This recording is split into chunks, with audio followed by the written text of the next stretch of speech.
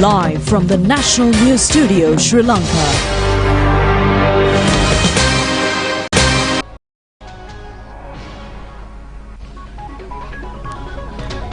Good evening. This is the National News Telecast. I'm Uvin Hettiarachchi. And I'm Malsha Dharmavardhana. We start off with headlines.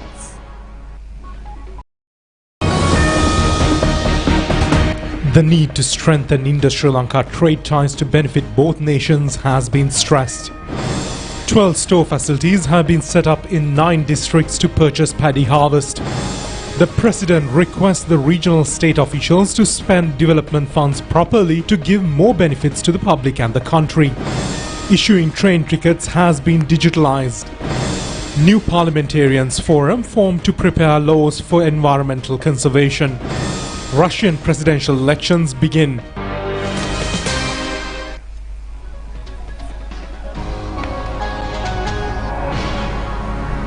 Now on to those and more stories in detail. On today's top story, President Ranil Wickremesinghe underscored the critical importance of fortifying the extensive trade and economic ties between Sri Lanka and India promptly to ensure mutual advantages to both nations.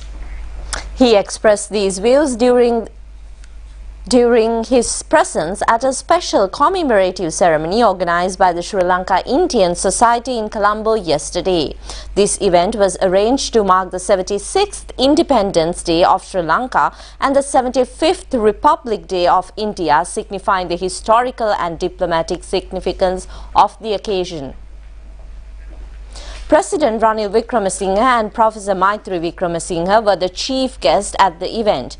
Their attendance was completed by the presence of Indian High Commissioner to Sri Lanka, Santosh Jha, who graced the event as a special guest, underscoring the warm relations between the two neighboring nations.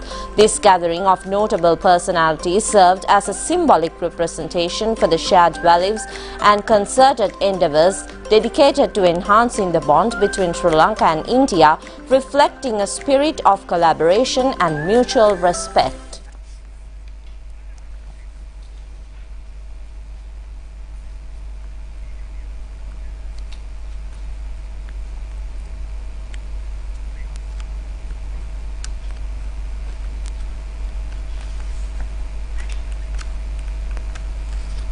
So all of us have a lot of connections both here and in India.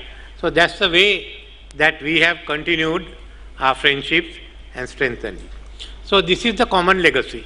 And to me, what is special on the 75th anniversary is now we are putting into effect the vision statement that I signed with Prime Minister Modi.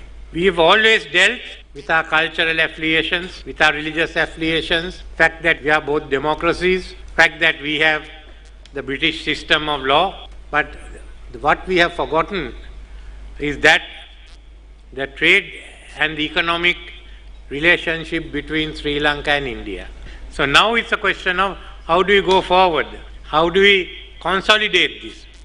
So connectivity is the main item. Connectivity, transport connectivity, power connectivity, how do we work together? How does Sri Lanka use this regional location, the strategic location for trade, so that South India benefits from it? So we are looking at now the development again of Trincomalee as a harbour, as Southeast Asia and the Bay of Bengal develop, and the Bay of Bengal itself becomes, the strategic value improves, the use of Colombo, how we will have connectivity, and how the excess renewable power in Sri Lanka partly can be used in South India. The tourism, the tourists who come from India to Sri Lanka, and also Sri Lankans who keep going to India. Remember, it's two ways. A fairly large number goes to Tirupati and now to Ayodhya and to Guruvayur, much as they will come down here. So it is for us, as the Indian Ocean develops, as our countries develop, that we work together. We move towards economic integration. There's no other way. Don't take the way of UK, which being integrated to Europe decided they'll go out. And they are still looking for a role, including a free trade pact with India. If it will come through or not, I don't know. But nevertheless, we must realize the opportunities we have, how we can work together with India and go ahead. There should not be any differences. We should be able to move around fairly. easily. It might be easy for a person in Bangalore, much easier for him to jump into a plane, come here for a holiday than to go to Rajasthan. Just 2 hours, we have only 1 hour. Look at the advantage. So in industry, in all this, the supply chains that can be established. For Indian Ocean is now developing. You will find India, you will find Indonesia, you will find Iran, you will find Saudi Arabia and others, the Gulf, that will develop fast. So this is now becoming a center. It will be for the next 50, 60 years. Friends,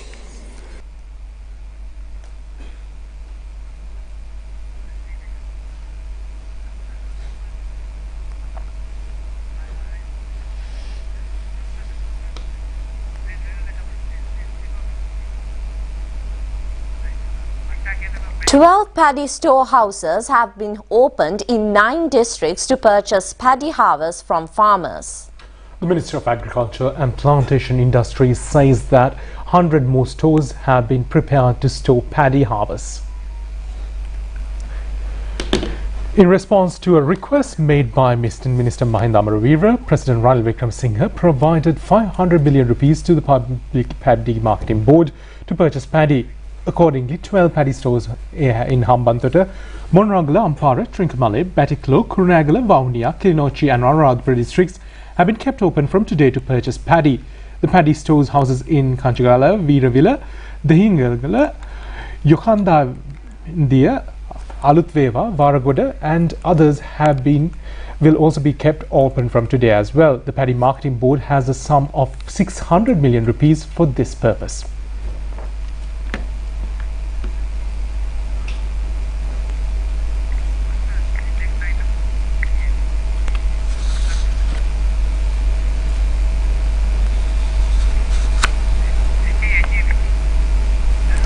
Now, President Ranil Wickremesinghe urged all local government officials to wholeheartedly commend themselves to ensure that the benefits provided to people through government funding for development activities are effectively utilized.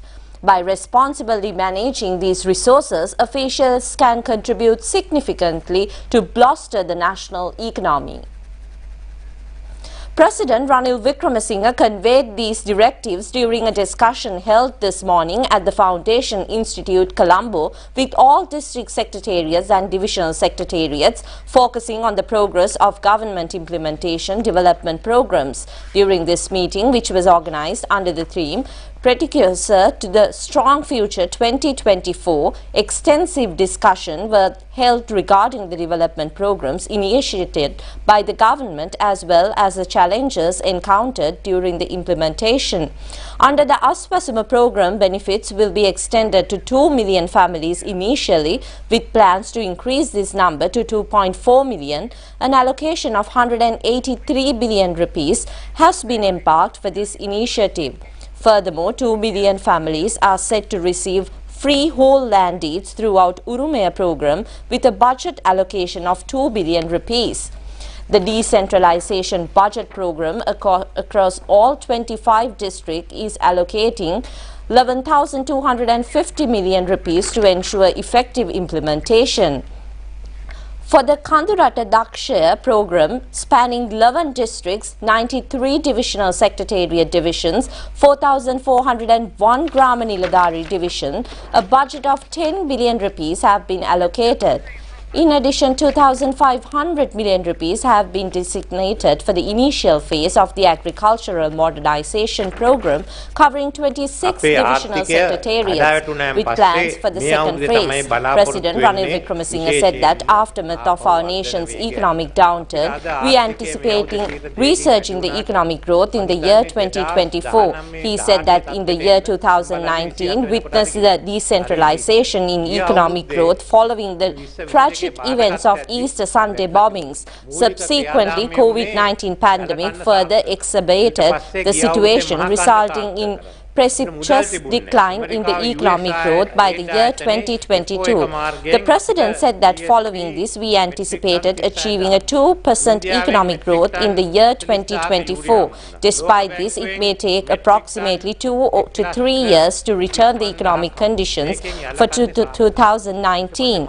Nevertheless, my objective is to achieve this goal by 2027, if not sooner, and also said that America provided us with 36,000 metric tons of fertilizer through the World Food Organization, while India supplied 40,000 metric tons of urea. Additionally, we received 135,000 metric tons of fertilizer from the World Bank. These contributions significantly contributed to our success in both Yala and Maha season. Now it is time to progress further. Our objective is to reduce the number of low-income earners in the country over the next 10 to 15 years. The President said that, however, we have also taken immediate steps to provide relief to those in need. Consequently, we have augmented the amount of financial aid provided through the Aswasuma and expanded the number of beneficiaries. While this program may encounter some challenges, we are committed to address any shortcoming and move forward with adjustments this year.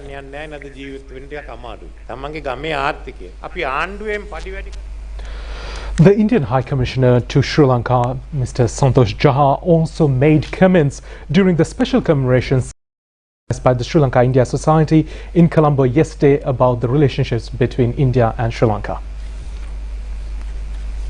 Friends, it is hard to miss that overall our relations today are better than ever before in our history. It is underpinned by unprecedented mutual trust and goodwill, the positive direction that our relations have acquired in the past year following the adoption of the vision document by our leaders at the summit meeting in July 2023 gives us the confidence that even better days are ahead. This new confidence is further buttressed by India's strong economic performance in recent years and strong signs of economic recovery, growth and reform that we see manifesting in Sri Lanka. There are also other important reasons for this confidence. Our respective urge to transform our nations into a developed one by mid-century, our newfound determination to finally deliver and translate our vast potential into performance, our faith in democratic polity and good governance, and most important, the aspirations of a large youthful populations, which gives us the much needed drive and energy to forge ahead. Indeed, we seem poised to be on the right side of history, expecting finally to achieve our ambition and aspirations of scaling great heights together. In the meantime, the introduction of electronic railway tickets and railway warrants for the first time was held in Colombo Fort Railway Station premises under the patronage of Minister Dr. Bandula Guruwardena. This was being done under the digitalization process of the Railway Department to book railway tickets for passengers and public servants. Railway Department of Sri Lanka and Telecom and Mobitel have jointly implemented this program. Under this new system, railway passengers and tourists are able to purchase electronic tickets online without any difficulty. After booking tickets, QR code is received to the passenger's mobile phone. This QR code can be used in railway ticket to travel to relevant destination. Accordingly, many inconveniences caused by passengers buying tickets will be erased. E-tickets can be booked around the clock from any railway ticketing. This will help to enhance tourism industry and the national economy as well.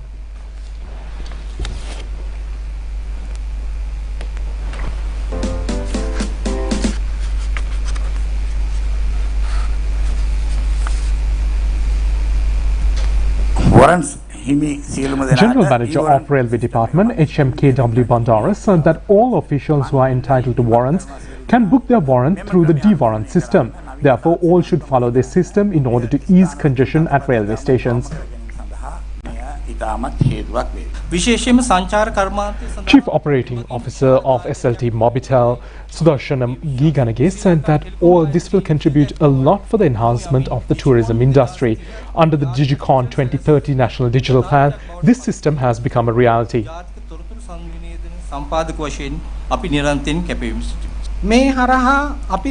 Secretary to the Ministry of Transport and Highways, Engineer Ranjit Giganaga Rupasinghe, said that through this new system, the negative attitude of the public towards the railway department will be transformed. This may help to change Sri Lanka's public transportation system. Secretary to the Ministry of Public Administration, Home Affairs, Provincial Councils and Local Government, Pradeep Yasaratne, said that the ministry hopes to prepare the necessary circulars to issue warrants through this M-ticketing system. Over 1.6 million public servants and pensioners will have many benefits from this system. Minister Dr. Bantanu Gunawarddena said that if Customs Department, Inland Revenue Department, Excise Department, Motor Traffic Department, Railway Department and many other departments are fully digitalized, the current 3 trillion income can be increased up to 5 trillion. This will help to surplus the primary account. It will also lead to an increase in the yearly income exceeding the recurrence expenditure. Digitalization will have a positive change in the income collection system. President's Director General on Trade Unions, Saman Ratnapriya, says that the JVP has no vision or plan to build up the country's economy. It is clearly visible through their practical behavior. President's Director General on Trade Unions, Saman Ratnapriya, said that we witnessed that the JVP representatives met IMF delegation. After the discussion, they said that the IMF has no idea on debt restructuring. Sri Lanka's debt restructuring process is not fundamentally relevant to the IMF. It will be a process with the creditors of the country. Sri Lanka cannot shrink repayment of debt. The JVP leaders have no idea on such international issues. They talk something with the IMF and after coming out they talk another thing to the people. Those days JVP was against Indian expansion. They said no dal from India. They picked people up against the Indian rule. When Anura Kumara goes to Amul company in India, he is interested in the company. However, he is expressing strong criticism on Indian companies. It is a serious problem whether they are able to save the country. Measures were taken to form a parliamentarians forum to prepare relevant laws to minimize environmental damages and to strengthen environmental conservation with the help of both the ruling and opposition party members. It has been named Sri Lanka Environmental Parliament Programme. The media briefing was held at the Department of Government Information today to educate the media personnel on this matter. Parliamentarian Arun Priyadarshana said that Sri Lanka has to face these problems due to the global environmental issues. As an island state, Sri Lanka has a huge responsibility to protect the environment with mutual relationships with other countries. Sri Lanka must join the environmental debate and to obtain required support from both strong nations. This parliamentarian forum has been initiated to enlighten the public on this connection.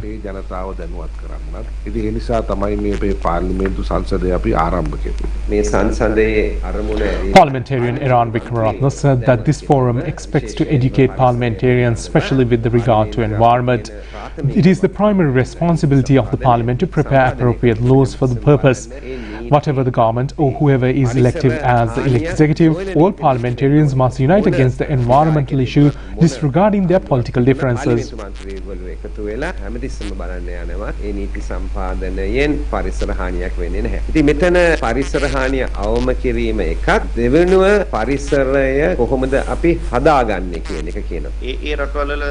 Parliamentarian Yadamini Gunawarddena said that this parliamentary forum should prepare the fundamental base to have a discussion with Parliament in other countries regarding the common environmental issues. President Ranil Wickremesinghe attended the art exhibition Celebration of Women, Bhawanika Santhiya by renowned artists Mrs. Iromi Vijayawardena and Mr. Winston Sulugoda at the Lionel Wendt Art Gallery, Colombo 7 yesterday.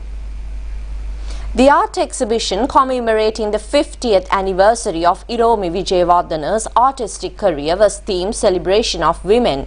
Concurrently, Winston Sulugoda, known for hosting arts exhibition domestically and internationally, has organized his 34th art exhibition under the theme Bhavanavaka Shantiya for the 46th years. Winston, an experienced artist, has showcased his artworks in numerous foreign countries. These exhibitions features a wide array of colorful paintings depicting various themes such as daily life relationships, global crises and religious lifestyles. Following his visit to the art exhibition, the President also participated in friendly conversations with attendees of the art exhibition and took part in group photos. Also, the artist presented a special commemorative gift to the President Ranil Wickremesinghe. Professor Maitri Wickremesinghe and several people's representatives were present at this occasion. President Ranil Wickremesinghe attended the art exhibition, the Statevak Festival this year will be held in Matale district. Ministry of Buddha Sasana, Religious and Cultural Affairs has taken this decision. The inauguration ceremony will be held at Dharmaraja Piriyana premises in Matale, while the conclusion ceremony is scheduled to be held in Anuradhapura area.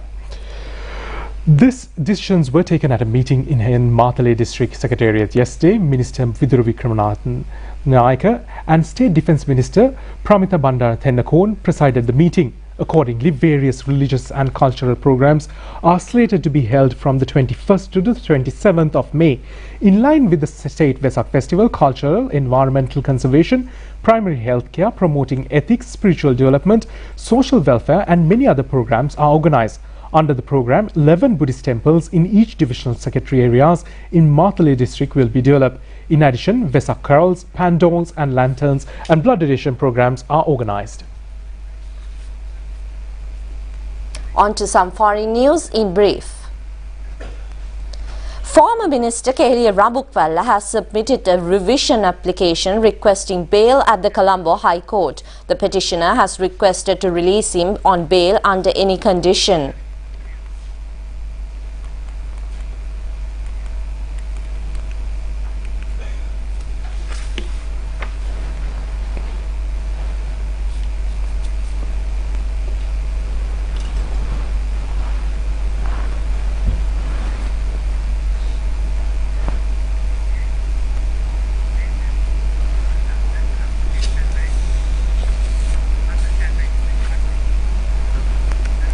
Coming up next is international news.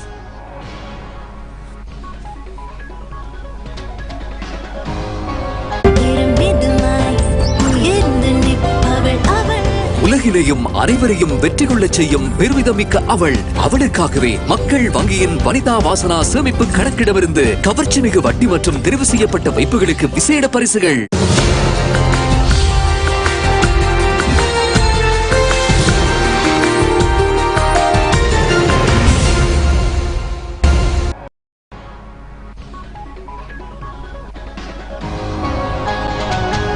Now on to foreign news, we'll look at Russian elections. First, voting has begun in Russia's presidential election, which will be held until this Sunday.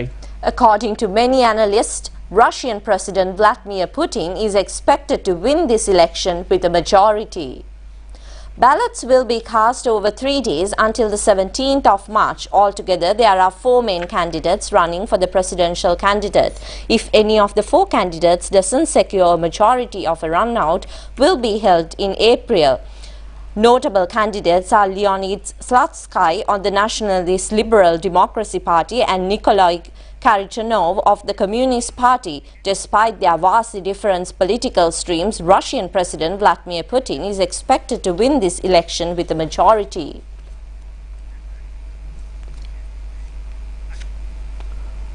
Turkish state media reports that migrant boat has sunk off the coast of Turkey. Turkish officials say the children are among dead. The Turkish state-run news agency reported today that approximately 16 people drowned in Istanbul, including 4 children, when a rubber boat carrying migrants sank off Turkey's northwest province. Turkey local officials say that 4 migrant workers were rescued and admitted to the hospital early today. Authorities are unaware of the number of migrants on the boat at the time of the accident, while search and rescue operations continued involving the 10 Coast Guard boats, 2 helicopters, Marine Police, Turkey Disaster Management Authority and National Medical Rescue Team. Meanwhile, foreign media reports that a major internet disruption has been reported in various countries across Africa. Widespread outages were reported on yesterday that countries including South Africa, Nigeria, Ivory Coast, Liberia, Benin, Ghana and Burkina Faso. Since then, the services have largely been restored in Liberia and South Africa. The cause of the cable failures was not clear. Internet connectivity in the Ivory Coast was down in around just 4% yesterday morning. Citizens were unable to access the basic internet as well as social media. International bank transfers were also reported to be affected with the limited international voice calls. Parasitic tapeworms were found in a man's brain following weeks of worsening migraines, while researchers believe this was caused by his consumption of undercooked bacon in the USA. In a report released last week, an American Journal of Case Reporters documented an unidentified 52-year-old American man who has experienced weekly migraines that were unresponsive to medication. According to the report, the man denied traveling to high-risk areas for food security and lived at home with his wife and a cat in a modern home. Upon further questioning, the man revealed that he did have a preference for lightly cooked, non-crispy bacon. Following a CT scan of the man, Florida researchers found numerous fuel-filled sacs in his brain, and he was diagnosed with preventable parasitic infection caused by larval systems on the pork tapeworm. Now, an Australian farm has smashed the record from the world's largest blueberry with a fruit that size of a ping pong ball. A 16.2 gram of berry was grown in Western Australia. The specimen is of a new variety developed by the Coast Group. Brad Hawkins said that the Eterna breed consistently yields huge fruit, but recently growing conditions has sparked a bumper crop and the farm in the northern New South Wales. The record-breaking fruit would have picked 20 or more fruits in the said morning that would have broken the previous world record. After 12 weeks, the berry was certified by Guinness World Record as the heaviest ever documented this week.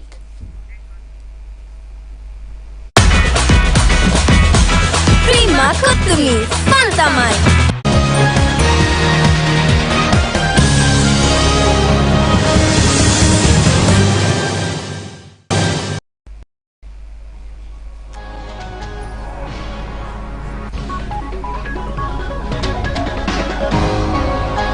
Welcome back. Taking a look at your sports news. The second ODI Day International between Sri Lanka and Bangladesh is being played at Shah Ahmad Chowdhury grounds in Chittagong. Chasing a target of 287 runs, Sri Lanka were 154 runs for the loss of 6 wickets in 42 overs a short while ago. Sri Lankan captain Kusal Mendis won the toss and invited Bangladesh to bat first. Accordingly, the Bangladesh team scored 286 runs for the loss of 7 wickets in their 50 overs. Tawhid Haijoy scored 96 runs not out. Soumya Sparker scored 68 runs. Najmul Hoisan Shanto scored 40 runs. In bowling, Vanidhi Hasarangas claimed 4 wickets for 45 runs.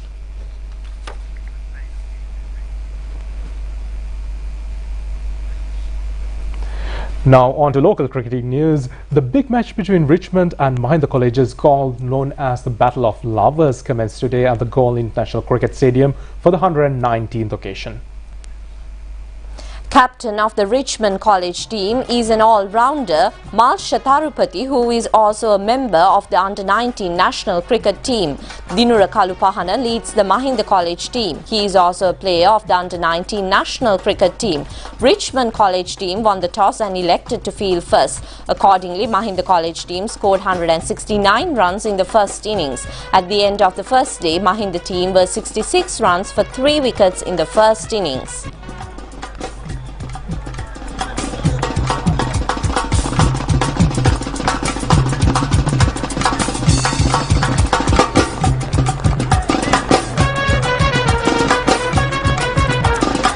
The big match between Trinity College Kanti and St. Anthony's College Katugastota, known as Upcountry Battle of the Blues, started at the Asgiri grounds today for the 105th occasion. Trinity College won the toss and invited St. Anthony's team to bat. Accordingly, they have scored 232 runs for 9 wickets in their first innings at the end of the day 1. Prima Stella Set Yogurt.